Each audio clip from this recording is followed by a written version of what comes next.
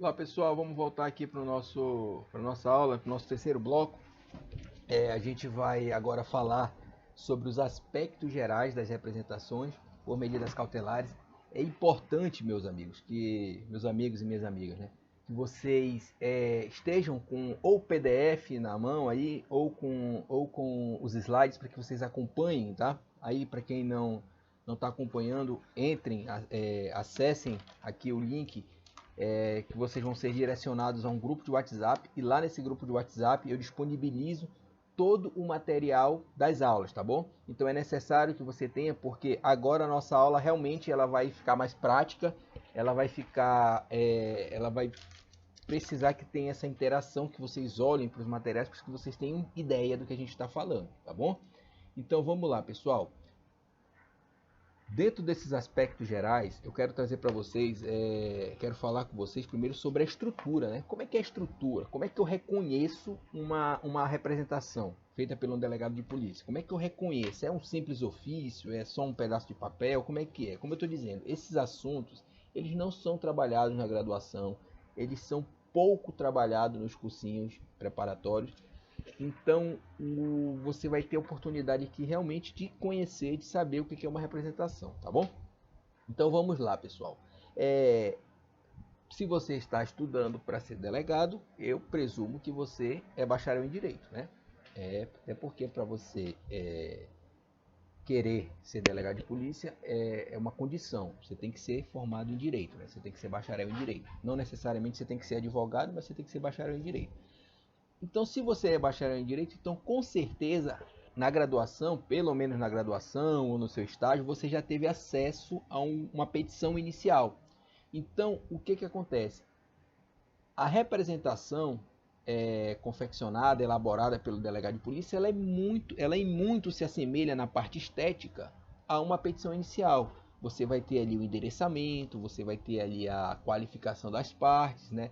Você vai demonstrar ali os fatos, você vai dizer para o juiz, ô juiz, está acontecendo isso aqui, aí você vai fundamentar juridicamente, né? Juridicamente, o que eu pleiteio está baseado nisso aqui, e eu quero isso aqui. Então você tem ali o endereçamento, você tem a qualificação das partes, você tem a descrição dos fatos, você tem a descrição do direito e você faz o pedido daquilo que você quer. Então a estrutura, a parte estética, né, digamos assim, da representação, ela é muito assemelhada à de uma petição, tá? De uma petição que é elaborada ali pelos advogados, beleza? Então, assim, para você ideia, para você que está muito abstrato, assim, você que não tem ideia do que é uma representação, então isso, traga na sua mente uma petição realizada, confeccionada ali pelo um advogado, ou até mesmo uma denúncia feita pelo Ministério Público, é mais ou menos aquele padrão, tá bom? Então vamos lá, pessoal. Vamos aqui. O que acontece? A gente vai falar sobre nossos aspectos gerais. Eu gosto de dividir as minhas representações em 6 pontos, tá? Em 6 pontos fundamentais que você precisa, isso precisa estar na sua representação. Seja para você conseguir a pontuação necessária ali no exame, seja quando você estiver trabalhando no dia a dia, mesmo quando você for delegado já. Você vai ter que, isso aqui é o básico que tem que ter na sua representação. Então, quais são esses 6 pontos, hein? 6 pontos. Primeiro, endereçamento, tá? Guarde o primeiro ponto, a gente vai trabalhar cada um, mas o primeiro ponto, endereçamento. Segundo ponto, o preâmbulo. O preâmbulo, depois eu vou explicar para você direitinho o que é esse preâmbulo. O terceiro ponto, a descrição dos fatos ou simplesmente dos fatos, né? Como a gente costuma usar na prática. Quarto ponto, do direito ou da fundamentação jurídica, mas eu gosto de utilizar do direito. Do pedido e a autenticação, que é o desfecho. Então são esses 6 pontos que a gente vai trabalhar um a um aqui, beleza? Vamos começar, pessoal, pelo endereçamento. O endereçamento, na hora da prova ali, dependendo muito da banca, às vezes ela atribui poucos pontos para ele, às vezes atribui uma quantidade maior, mas a grande verdade é que ninguém está aqui para perder pontos, né? A gente está aqui para aprender e tentar, né? De décimo em décimo a gente vai ali conquistando a nossa aprovação. Então, o endereçamento, tá? Você que está com o material, você vai ver aí, ó. A representação deve ser dirigida ao juiz ou órgão jurisdicional com competência para julgar o fato investigado. Então, você vai endereçar a sua peça, você vai endereçar a sua representação para o órgão que tem competência para julgar a causa principal. Então, imagine que você está diante de um crime doloso contra a vida. Você vai remeter a sua representação para o tribunal do júri daquela comarca. Aí você vai dizer, mas Rodrigo, o enunciado não trouxe qual é a. Que tem vara do tribunal do júri. Mas isso aí, isso está dentro de. Você presume, né, que está dentro. Isso daí não é você criar um fato novo.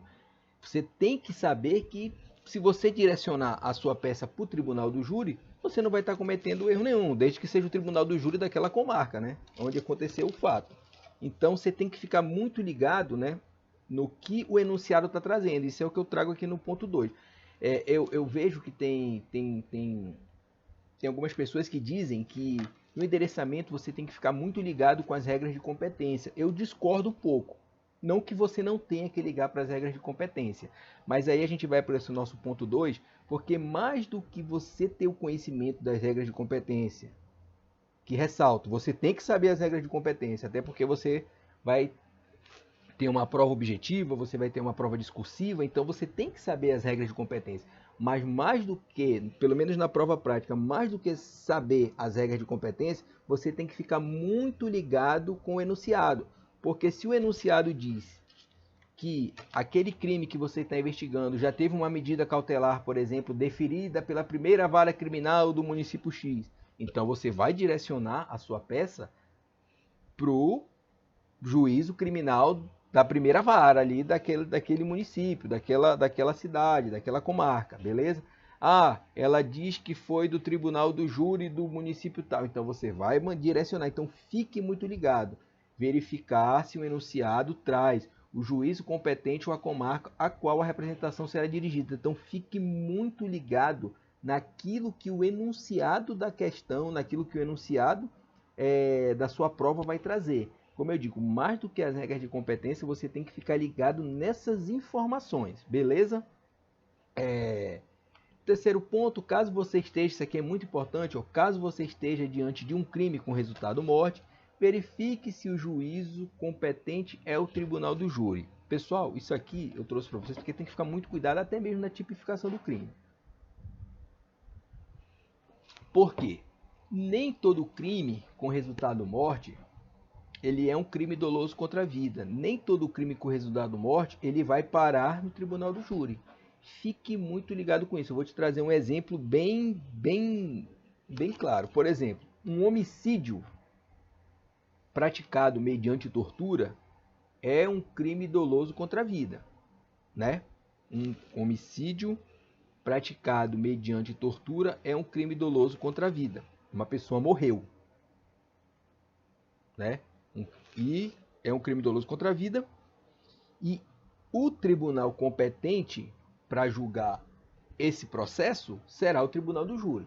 Não tenho nenhuma dúvida. Agora, imagine um latrocínio, que é um roubo seguido de morte. Uma pessoa morreu. Veja que o latrocínio ele não é um crime doloso contra a vida, tá? O latrocínio ele é um crime contra o patrimônio. Então, o latrocínio, por não ser um crime doloso contra a vida, ele não será julgado pelo tribunal de júri, ele será julgado pelo juízo singular. Então, fique ligado com essas situações e com esses crimes que ora parece crime doloso contra a vida, ora não parece, porque você corre dois erros, você pode incorrer em dois erros muito sérios aí. Uma, endereçar pro órgão jurisdicional errado, e outra, você tipificar o crime errado, que o prejuízo em termos de pontuação é bem pior. Então fiquem ligados com essas situações, tá bom? A gente vai concluir esse bloco. A gente falou sobre endereçamento. Vamos voltar falando sobre aí tem, tá, o modelo de endereçamento. Você pode ver aqui, o modelo é um modelo simples, excelentíssimo, senhor, doutor, juiz de direito. da vara criminal ou do tribunal do júri. Então veja o modelo, tá aí, o modelo básico é esse. E a gente já vai avançando para falar sobre o preâmbulo também, que é um ponto muito importante, tá, da representação.